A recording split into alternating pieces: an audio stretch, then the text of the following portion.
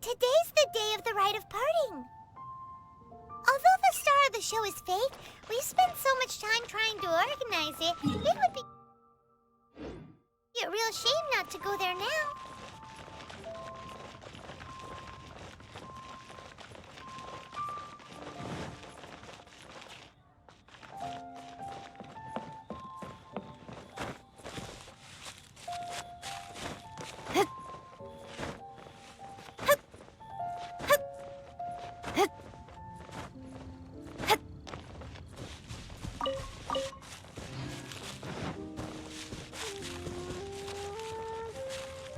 Well, since we're going through with this rite of parting, I guess it means that those rumors hit the nail on the head. So Rex Lapis is really... But they didn't catch the culprit, did they? Oh, come on. Do you think that the assassin could have been a normal person? You know what I think. I don't think any of the gossip on the streets you hear from those shady types is worth anything. There's only one real possibility in my mind. I've heard that the assassin was that Fatui fellow. Youngish, pretty high in rank. I think they called him Child. The Fatui? They certainly are very suspicious. Who knows what those greedy, crooked folks... Shh! Lower your voice. If the Fatui catch you in their sights, Rex Lapis won't be around to protect you this time.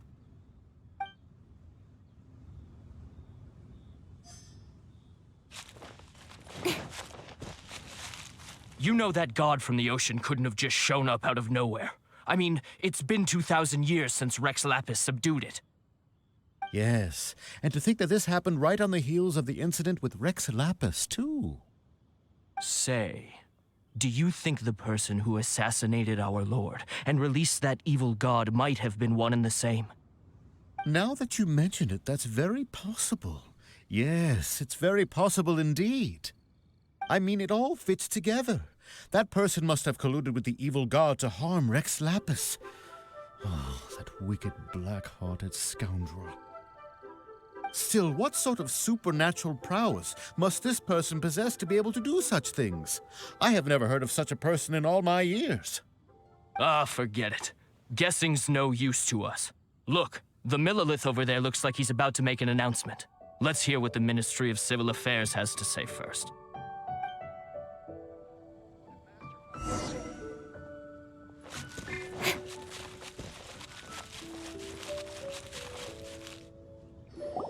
Hear ye all, the Chising's words.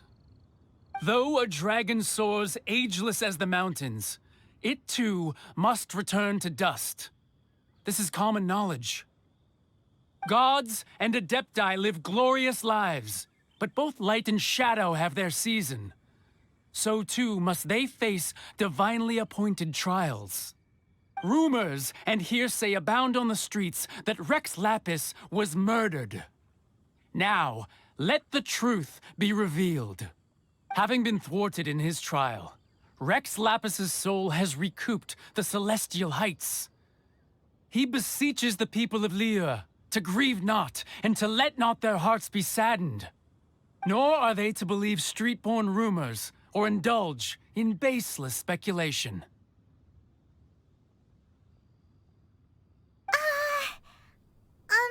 Paimon needs a translation on what the Chising's announcement said. So that's how they're spinning it. Something feels off.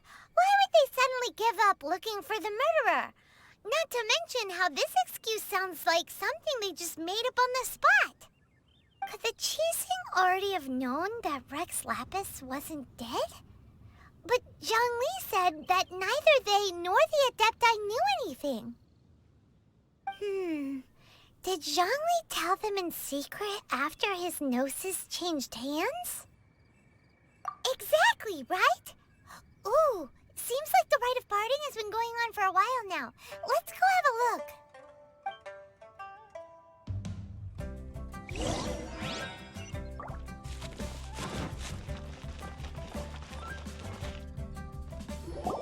Look, it's Ningguang and Keqing. Are they saying something? Are their speeches over? As said previously, Rex Lapis's soul returning to the heavens is the end of the contract. And it is also the end of an era. 3,700 years of contracts burnt and reduced to ash. We, the people of Liyue, were indeed prosperous. But blinded by our prosperity, we forgot that time can be pitiless. The long, unending dream of our Archon walking among us. Now that we have awoken from our dream, we must learn to say farewell. Will you stand with us as we re-establish our contracts? As we build a new age of prosperity? So concludes the words of Her Eminence the Tianquan. Does Her Eminence the Yuheng have anything to add? Huh? Is she looking this way? Traveler. Yikes! She really is looking our way! Is that the traveler who they say defeated the ancient god? So young. The Liyue Qixing always repay their debts. And as you have heard, our eyes see far and our reach is long. Name your price. You deserve that much. Whoa!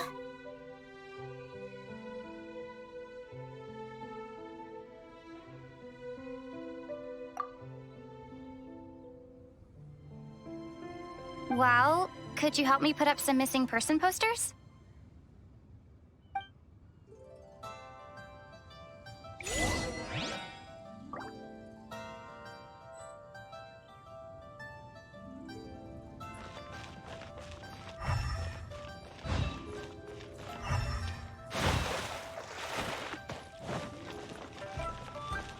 Oh. Why are you hanging back here? You went through a lot to organize.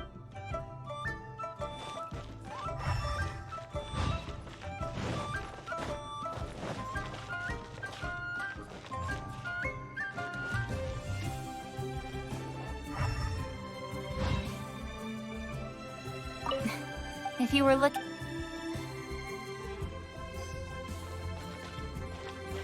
The cleanup of the... Roping you.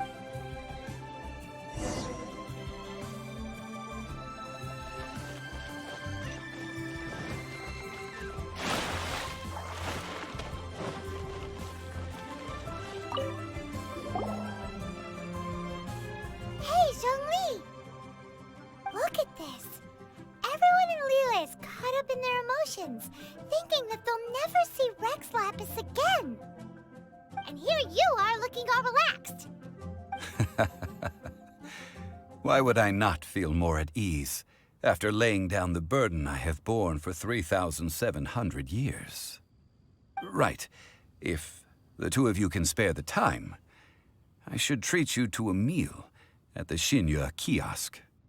Ha! That sounds like big talk, Zhongli.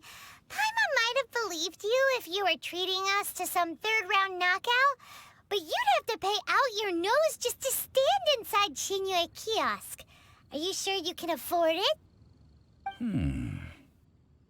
You're right. I do like the Mora. As the Rex Lapis Morax, I can easily create Mora. But since I have chosen to walk this earth as the mortal Zhongli, I should abide by the same rules that mortals do. When I was journeying with you, though I still had the Gnosis in hand, I knew that I must soon retire from my role as an Archon. So I had to rehearse a little for my new life. Oh, no wonder. Paimon gets it now. You didn't look at the price tags when we were spending because you've never had to. But since you weren't used to not being able to just make more Mora as and when you wanted to, you had to try becoming a parasite to society who lives off of other people's credit. Well, we were only spending Fatui money. You don't have to say it like that. In the City of Commerce, we do not merely exchange money or goods. We also exchanged knowledge, memories, and foresight, as well as positions, roles, and lives. The Archon Morax could never experience life as the true mortal Zhongli could, no matter how many times he descended to be with his people. I must thank you for that. I will treasure the memories that I made as Zhongli, traveling the streets of Liyue with you. That is true. But there is no journey that does not end. No meetings without partings. Paimon thinks that we should make a move and continue our search for the Seven. I fear that continuing your journey may be difficult. The nation that neighbors Liyue by sea, Inazuma, is presently closed. Yes, the nation has been closed by order of its deity, the Electro-Archon Ball. And just as the people of Liyue preferred to call me Rex Lapis, she too goes by another name among locals in Inazuma. Paimon thinks we've heard that one before. Raiden? That is the case. And since Raiden is also the shogun of the Inazuma Bakufu, people call her the Raiden Shogun. That said, though people at the wharf were saying that the situation in Inazuma is very tense, Paimon doesn't remember that always being the case. It wasn't that bad last year. Zhongli, since you're Rex Lapis, shouldn't you know something about what's happening there? Just how did Inazuma become a closed nation? It's because of visions.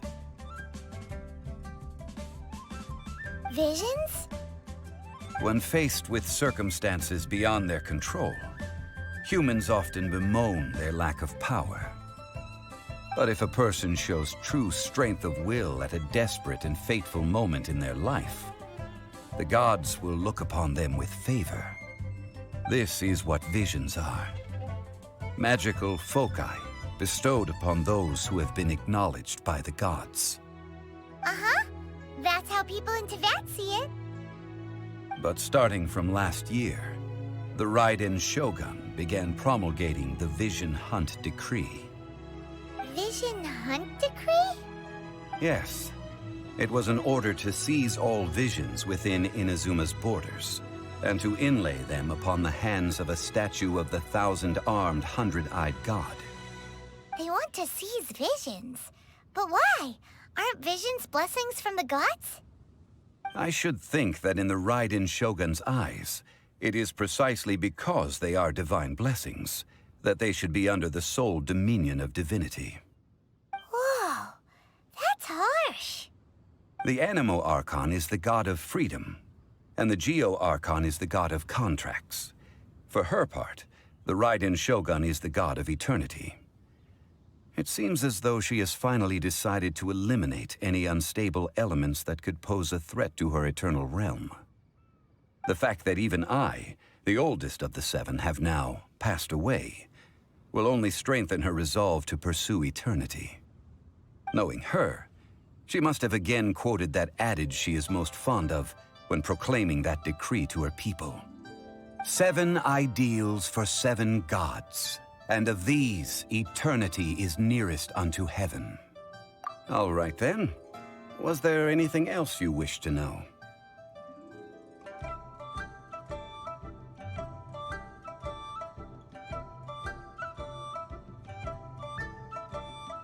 Yeah, about that. Before the Qixing made their announcement, we listened to a lot of people talking on the way. Most of them put the blame for everything on Child. These are indeed false accusations. But it remains undeniably true that Child did send people to the Jade Chamber to prevent the Adepti and the Qixing from defeating the ancient god. I've heard that Ningguang is busy milking that for all it's worth on the foreign relations front at the moment, browbeating the envoys of the Fatui. Ha! Those poor Snezhnayan diplomats. If it were not for Child's exalted position as a harbinger, I'm certain that they would have shifted all the blame to him and called for his dismissal by now. All right then. Was there anything else you wished to know? Ah, that was a good one. Failing a divine trial. How they came up with that excuse, I will never know. That said, the reason why the Qixing were so eager to resolve the incident and stop pursuing the culprit was indeed because they received news in secret that Rex Lapis was not dead. I hinted as much to the Adepti as well. How did I accomplish that, you ask? Have you ever heard of this particularly convenient Adepti art known as gifting dreams and visions? All right then. Was there anything else you wish to know? The time of the Adepti has long passed. If even the Liyue Qixing don't want to face that truth, then what future is there for Liyue? Kuching is absolutely right in saying this. Now, though I did laud Ningguang's desire for power, believing this to be a good thing, and thought as a matter of course that she must have been behind the Qixing's plan to take governing power over Liyue from the hands of the gods and Adepti, could the original person who brought up the idea of seizing power have been... All right then. Was there anything else you wish to know? That's right. Zhongli, now that you don't have your gnosis, what's going to happen to all the Mora in Teyvat? Since Morax is dead, are they all just gonna disappear? Also, isn't the Golden House the only mint in the entire continent? Will it even continue to work? The Mora present now will not vanish. But the Golden House will indeed have to cease operations for a lengthy period of time, since creating Mora requires the use of the Geo-Archon's power. This is terrible! We're all about to run out of Mora! The world is coming to an end! Yes, this is indeed a major issue from a financial standpoint. Well, I suppose we'll just leave such troublesome matters to the Liyue Qixing to debate. Then, did you at least set some private funds aside for yourself? Oh, a private fund. This does seem like a good, logical, common-sense idea. It's a shame. What's a shame? It's a shame that I didn't think of it at the time. All right then. Was there anything else you wish to know? Well then, I suppose you'll have to find a way to get inside this closed nation. Have patience. I suspect that some serendipity must first come into play.